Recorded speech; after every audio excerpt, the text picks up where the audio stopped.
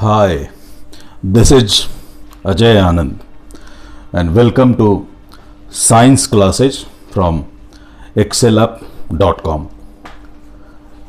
In this lesson, you will learn about mixture. You will learn about types of mixture. Then you will learn about solution, suspension and colloid, and you will learn about the separation of components of mixture. In fact, this is all about the chapter from class 9th science.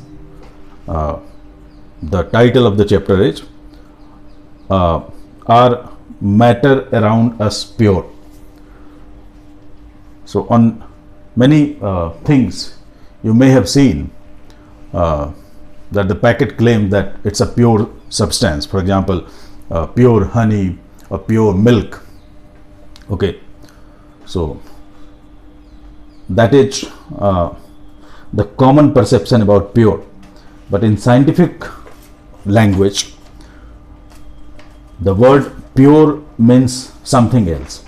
So a milk is not a pure substance as per science. A pure milk can be pure milk as per the marketeer or common people's perception.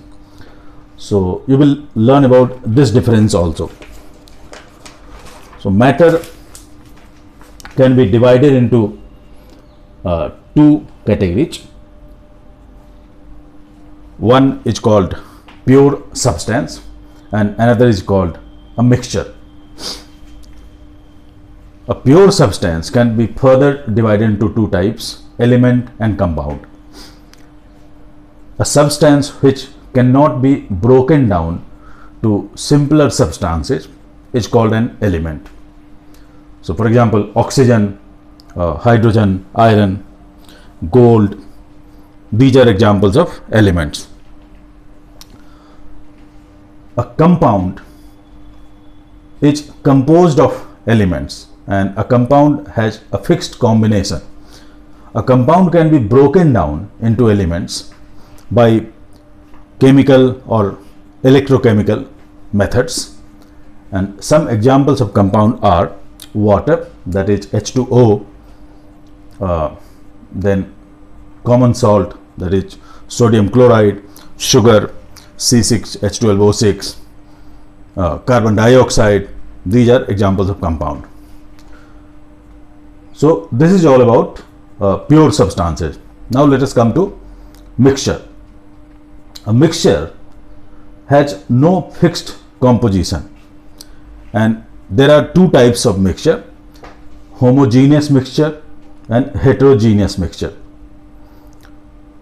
The homogeneous mixture has uniform composition. So for example, sugar in water or salt in water, these are examples of homogeneous mixture. A solution is a homogeneous mixture. LOH, they are also homogeneous mixture. A heterogeneous mixture has non-uniform composition. So for example, a mixture of sand and salt, a mixture of sugar and salt, colloid and suspension, they are heterogeneous mixtures. Now let us read about solution, suspension and colloid in detail. A solution, as I have said earlier, is a homogeneous mixture. Homogeneous means that if you take a solution of salt in water, say you take one bottle of salt solution, then every part of that solution will have same ratio of salt to water, and that is why we call it a homogeneous mixture. Particles of solution, they are smaller than 1 nanometer, and 1 nanometer is equal to 10 power minus 9 meter. So they are so small that they cannot be seen by naked eye. So once salt is dissolved in water, you cannot see salt particles. Particles of solution, they do not scatter light because they are smaller than wavelength of light or visible spectrum. solute particles cannot be separated by filtration. So you cannot take out salt by using a filter from salt solution. Solute particles, they do not settle down at bottom if left undisturbed for some time. So we say that solution is stable. Okay, so examples are salt in water, sugar in water. Concentration of solution, that is amount of solvent in a given solution, is called concentration of solution. A concentration can be dilute the solution, or it can be a concentrated solution or saturated solution. So all of these, dilute, conc, saturated, they are relative terms. So let us see what is a saturated solution. At a given temperature, a solution that has dissolved as much solute as it is capable of dissolving is called a saturated solution.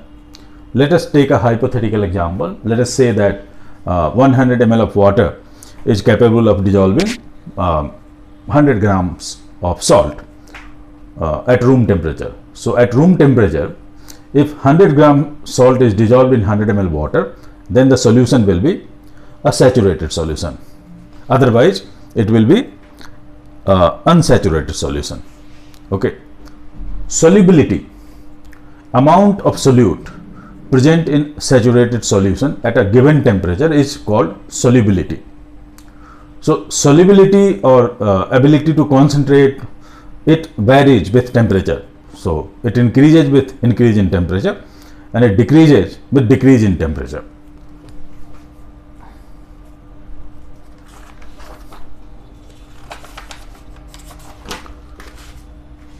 Expressing concentration. There are different ways of expressing concentration of a solution. So number one is mass by mass percentage, number two is mass by volume percentage, and number three is volume by volume percentage. So in case of mass by mass percentage, we divide the mass of solute by mass of solution and multiply by it by 100. So we get mass by mass percentage. In case of mass by volume percentage, mass of solute is divided by volume of solution and it is multiplied by 100. And in case of volume by volume percentage, volume of solute is divided by volume of solution multiplied by 100. So in all these cases, mass or volume of solute is taken as numerator and mass or volume of solution is taken as denominator. Let us take one example. Let us say that 50 gram of salt is dissolved in 200 gram of water. So what is the concentration of this solution? So the total mass is 200 plus 50 gram, that is 250 gram. So the concentration will be 50 upon 250 multiplied by 100 is equal to 20%. Suspension. Suspension is a heterogeneous mixture. So particles, they are large enough that they can be seen by naked eye. Particles of suspension, since they are bigger, so they scatter a beam of light. So if you will throw a beam of light through suspension, you can see light across it, and this effect is called Tyndall effect. Particles of suspension, they settle down at bottom when suspension is left undisturbed for some period. So we say that suspension is unstable. So for example, you can take sand in water or clay in water, and if you leave this mixture for some time, sand or clay, they will settle down at bottom. And because suspension is unstable, so it can be separated by decantation and filtration. Colloid. Colloid is a heterogeneous mixture, and the particles, they are smaller than those in suspension. So particles of colloid, they cannot be seen by naked eye. In case of colloid also, Tyndall effect is observed. So what is Tyndall effect? This happens because the scattering of light by particles. So you may have seen the beam of light coming through ventilation or coming through canopy of trees. This happens because of Tyndall effect or scattering of sunlight by dust particles in air. And same thing happens in case of colloid also. Particles do not settle down, so colloid is stable. The components of colloid, they can be separated by centrifugation. And a colloid is composed of two kinds of particles. One is called dispersed phase and another is called dispersion medium. The matter which is in smaller quantity is called dispersed phase, and the matter which is in larger quantity is called dispersion medium. So it's like a solute and solvent in case of solution.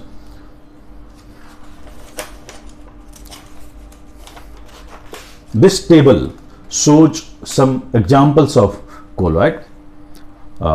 This column is showing dispersed phase, this column is showing dispersing medium, and this is the type of colloid, and here are some examples. So if dispersed phase is liquid and dispersal medium is gas, then it is called aerosol, and examples are fog, cloud and mist. If dispersed phase is solid and dispersing medium is gas, then also this is called aerosol, and examples are smoke, automobile exhaust. If dispersed phase is gas and dispersing medium is liquid, it is called foam, and example is shaving cream.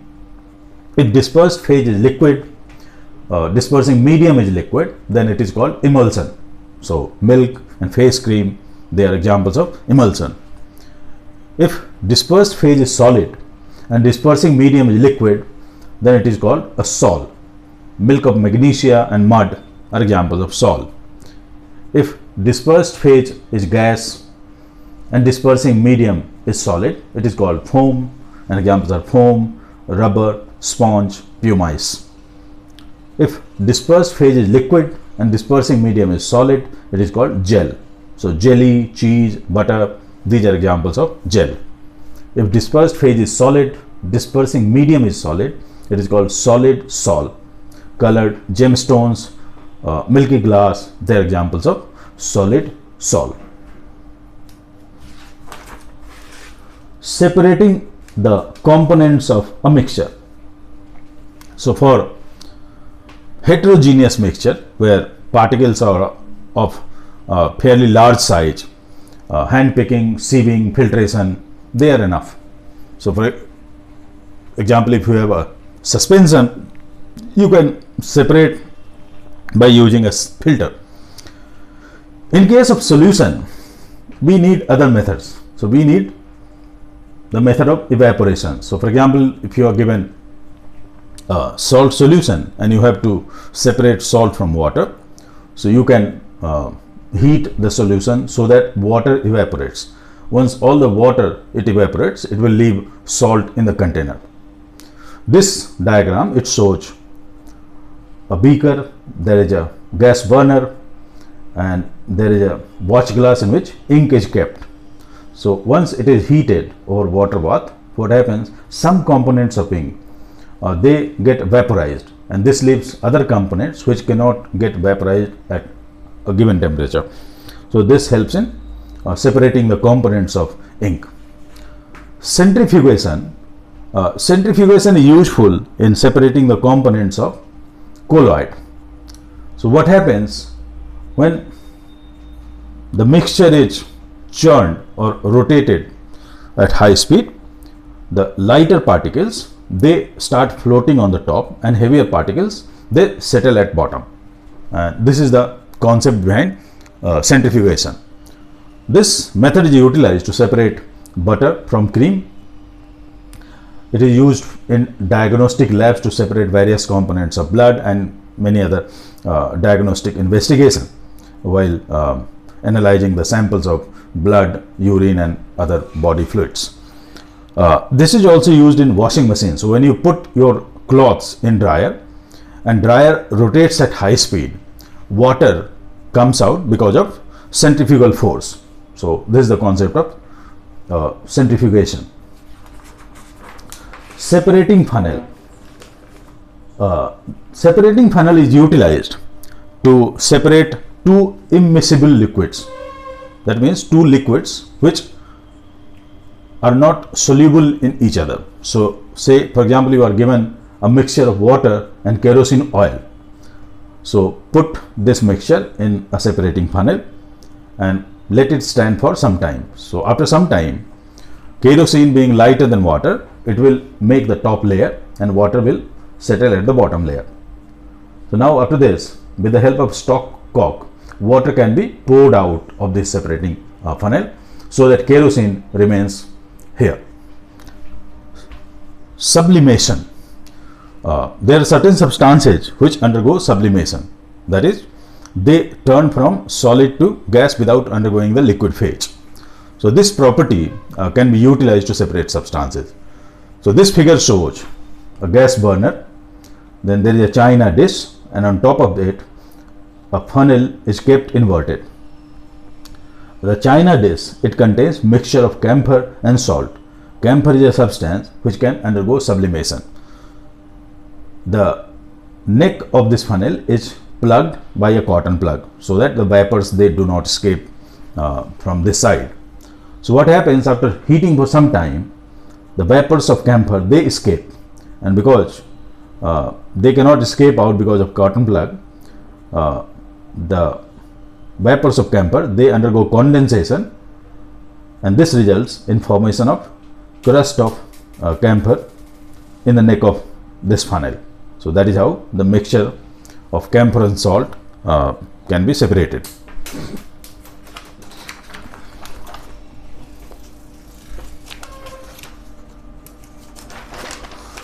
Chromatography. Chromatography has been named because this method was first of all used to separate colors from dyes. So chroma comes from color. In this method, a blotting paper is utilized on which a pencil mark is made, and on the pencil mark the ink mark is made.